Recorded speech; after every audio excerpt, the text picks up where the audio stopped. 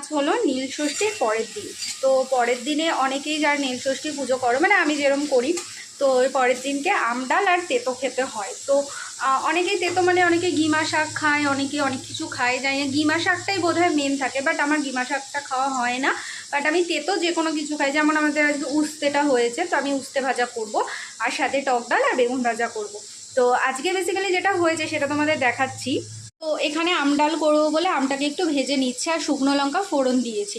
এবার এখানে না অনেকেই হয়তো অনেকেই হয়তো ওই সর্ষে ফোড়ন দেয়, কিন্তু আমার ঘরে আজকে ফোড়ন দেওয়ার মতো সর্ষে নেই। তো আমি এবার ভাবছি যে কি ফোড়ন দেবো, এর সাথে কালো জিরে ফোড়ন দেয় না, আমি কিছুই বুঝে পাচ্ছি, শুধু শুকনো লঙ্কাটাই শুধু ফোড়ন দিয়েছি।